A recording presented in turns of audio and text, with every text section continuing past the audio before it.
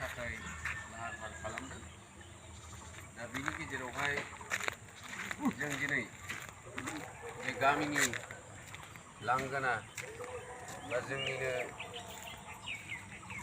बैसागु फोरबोनि पेन्डेल खालामनाय खाथियावनो गेट बानायनाय जादों। दा बे गेटखौ जों बयबो रायजो राजानि सिगाङावहाय खुलिनानै होनो थाखाय जोंनिनो आमलाइगुरि गामिनि साननो हनो गोरों मेलेमजिबि गारजेन फोरनि बोसोनगिरि बिथां जोंनिनो बिफाजों समान मानगोनां मुस्रि मलेन्द्र बसुमतारीखौ दिनै नैबे जोंनि आमलाइगुरि गामिनि बैसागु फोरबोनि गेट बा बैसागु फोरबोनि जेनाखि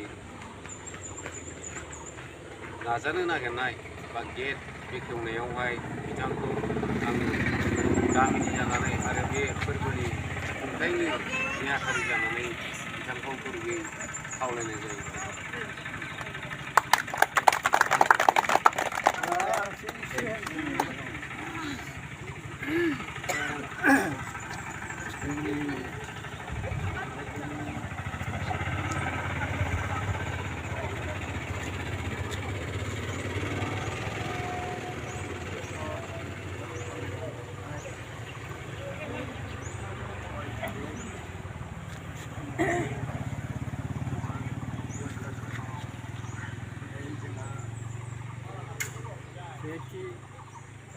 बैसागु फोरबोखौ खुंनो थाखाय आखायाव लादों। बे सेथि बैसागु फोरबोखौ खुंनायनि दिनै गेटआव अपेनिं खालामनाय बेखेवनो थाखाय आंखौ हांख्रायनाय दा बिनि थाखायनो बयखौबो रायजो राजानि हेफाजाब लानानै मोजाङै मोजां खालामनो हायो। बिनि थाखाय आं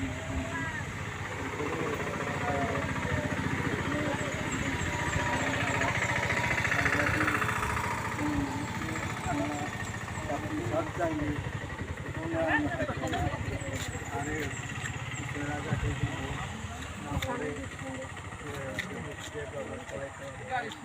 बिनि थाखाय आङो बयखौबो सांग्रांथि जानानै आङो आवगायबाय आरो दिनै आङो बे गेटखौ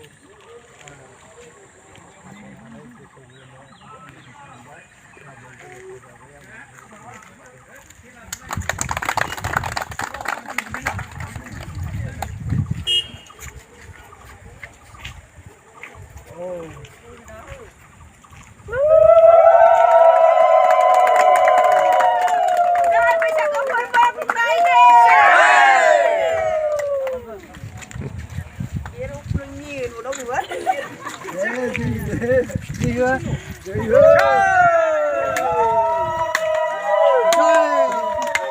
Bwisagu Fwrbw